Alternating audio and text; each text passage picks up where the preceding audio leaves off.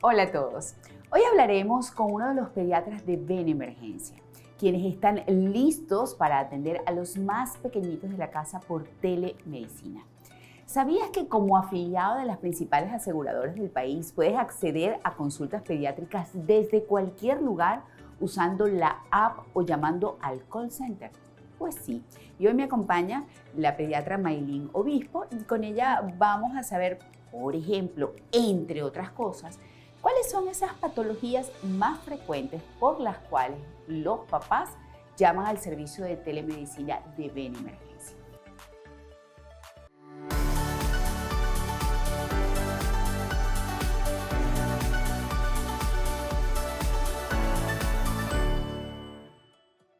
Gracias por estar con nosotros. Okay. A ver, ¿cuáles son esas patologías? Sí, por lo general los padres consultan más que todo por fiebre. La fiebre, parece mentira, es un síntoma que es bastante común, pero les aterra. Por lo general es como el motivo de consulta más frecuente de las llamadas, y tratamos de apoyarlos a cómo es el manejo adecuado de la fiebre. Claro, ahora fíjate que me llama poderosamente la atención que nosotros quizás no estamos tan en Venezuela familiarizados con la telemedicina, muy a pesar que esto tiene años tratándose de gestar e implementar en el mundo. Para hacer de esa consulta telefónica algo verdaderamente efectivo, ¿qué recomendaciones le haces a los papás que nos están viendo en este momento? Claro, yo siempre mantengo un lema en mi consulta de que los niños no son adultos o personas grandes. Ciertamente, para una telemedicina que funcione, siempre nosotros les brindamos a la madre o al padre, porque a veces los padres también consultan, como tal, una consulta acogedora. Es decir, tratamos de que amigable. Es correcto, o sea, que se sientan cómodos desde que llamen y no solo responder preguntas, sino aclararles las dudas.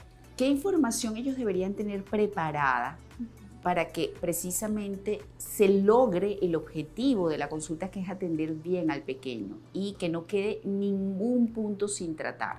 Sí, tener en el momento de la consulta el síntoma más importante que ellos quieren aclarar, como por ejemplo, si es la fiebre el caso, tener en el momento cuánto tiene el niño de temperatura, conocer el peso actual del paciente y sobre todo los medicamentos que puedan tener en casa que nos puedan servir para ayudar en ese momento a resolver el problema, porque son importantes a la hora de nosotros poder hacer cálculos de dosis y tratar de ayudarles de alguna manera. A ver, y también sería importante saber si tienen alguna patología o algún antecedente médico que sea válido comentar, Sí, ¿correcto? sí, es importante conocer los antecedentes del paciente y sobre todo si tiene alergia a medicamentos, entre esas patologías, porque de ser así hay medicamentos que están restringidos para su uso en ese paciente en particular. Es bueno retomar algo, porque quizás mencionamos solamente la fiebre como un signo de alarma que hace que esa consulta por telemedicina sea común, ¿verdad? Pero ¿qué otros síntomas deberían llamar la atención de ese papá y de esa mamá? Sí, si son niños pequeños, porque depende del grupo etario. En pediatría manejamos mucho los grupos etarios y más si son recién nacidos, lactantes menores, si el paciente no come como debería, si ha dejado de jugar, tiene diarrea o vómitos, porque son síntomas donde el paciente se puede deshidratar muy rápido y va a meritar una atención médica un poco más especializada. Doctora Maylin, me gustaría retomar algo que dijo al principio de la conversación, y es que es importante que los padres se sientan cómodos en la conversación. ¿Cómo ayudas a los papás precisamente a sentirse seguros en esa consulta por telemedicina? Si apenas recibimos la llamada, siempre presentarme, mi especialidad, pediatra, siempre trato de ayudarles a las mamás a que puedan comunicarse en un ambiente tranquilo. Que le bajes un poquitico la presión, correcto, ¿verdad? sí, que tratemos de dejar los miedos, siempre las tranquilizo al inicio. Vamos a mantener la calma, en que podemos ayudarte, vamos a ocuparnos más que preocuparnos. Eso es como el lema del inicio y siempre ella responde muy bien al comentario.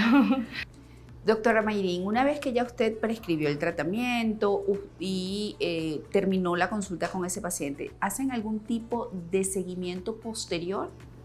Sí, depende de la patología. Por ejemplo, una de las consultas más frecuentes es el paciente que vomita.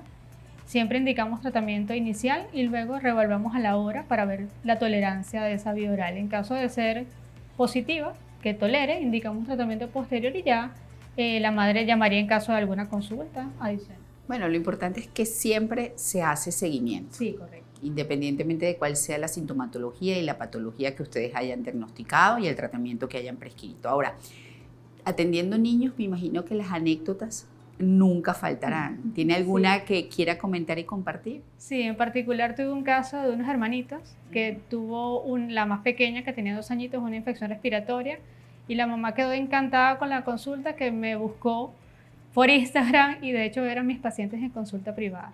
Qué bueno, o sea, Sí, pasó de ser bonito, sí. de telemedicina a ser la pediatra oficial de esa niña. Exactamente. Qué bueno. Bueno, doctora Mayrin, eso quiere decir que esa paciente quedó más que satisfecha.